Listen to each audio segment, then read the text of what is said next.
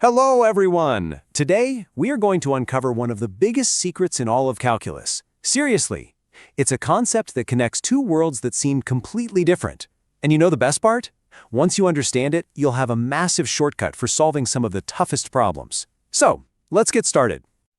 So just imagine your favorite creator posts a new video and bam, it starts going viral. Now at any given moment, you can see how fast the views are climbing, right? That's its speed. And then maybe after a week, you can see the total number of views. But here's the big question. Is there a secret link connecting the speed of the views and the total number of views? Well, in calculus, we have these two big ideas. First, there's differentiation. Think of it like checking the video speedometer. It tells you the rate of new views per second. Then, you have integration. That's like looking at the final view count after a whole week. It tells you the total accumulation. Now, finding a rate and finding a total, they seem like completely different problems, don't they? Like they're living in two separate worlds. But they're connected by a secret bridge. And today, we are going to find that bridge. So, let's properly define these two worlds. You see, calculus was really invented to solve two major problems. The problem of speed, which is instantaneous change, and the problem of area, which is total accumulation. Okay, so problem 1, differentiation, is all about finding the exact slope of a curve at a single point. You know, like finding a car's precise speed at one particular instant. And problem 2, integration, is about finding the total area under that curve between 2 points. At first glance, these two ideas seem to have absolutely nothing to do with each other. To find this secret bridge, we need a special clue. Let's introduce a brand new idea, a function that doesn't just calculate the final area, but actually keeps a running track of the area as it grows. We're going to call it the area function. Let's see how this works. We start at a fixed point. Let's call it A. As we move our endpoint x towards the right, the shaded area under the curve gets bigger and bigger. So we can define a function, let's call it a of x, that gives us the value of the shaded area for any endpoint x. Just think of it like a running total of the area.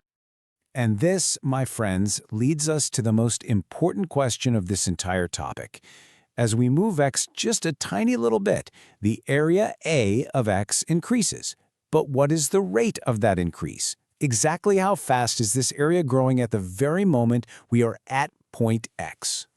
The answer to that question is the big reveal. This is the moment where the two worlds of calculus, the world of rates and the world of areas, finally come together.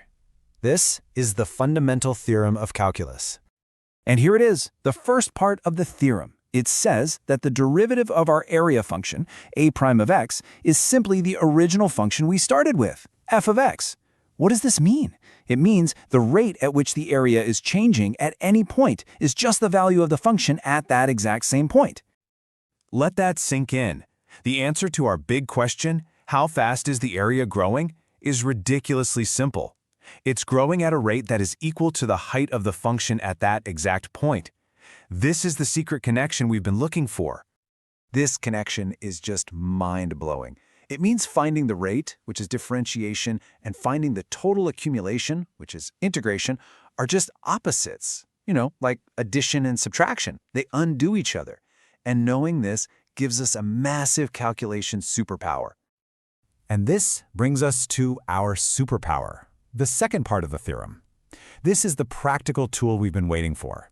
It tells us that to find the total area under a curve from A to B, all we need to do is find its antiderivative. And what's an antiderivative? It's simply a function whose derivative is the function we started with. It's like working backwards from differentiation.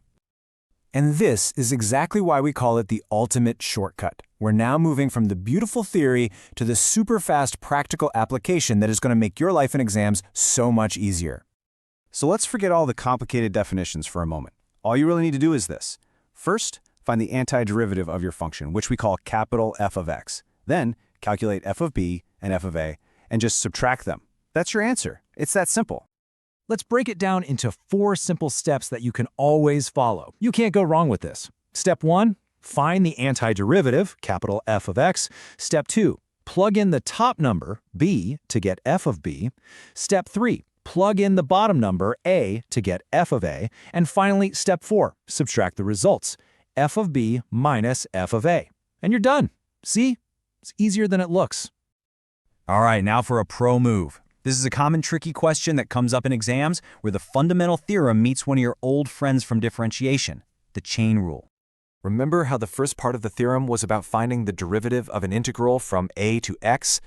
Well, what if that upper limit is not just a simple x? What if it's something a bit more complex, like x squared or sine x? The rule is just a small extension of what we already know, and it uses the chain rule. First, you take the upper limit, which is a function itself, and you plug it into the function inside the integral. But here's the crucial second step that so many students forget. You must then multiply your results by the derivative of that upper limit function. So plug in the limit, then multiply by its derivative. Don't forget that second part. All right, that was a lot, but you did great. Let's do a super quick recap of the most important points we've uncovered.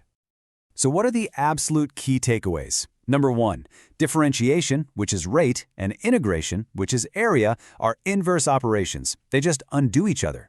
2, the secret connection is that the rate of change of the area under a curve is simply the height of the curve itself. 3, this gives us the ultimate shortcut. To find a total area, just find the antiderivative and subtract f of b minus f of a. And finally, if the integration limit is a function, please don't forget to apply the chain rule. So there you have it. You now hold the key that connects the two biggest ideas in calculus.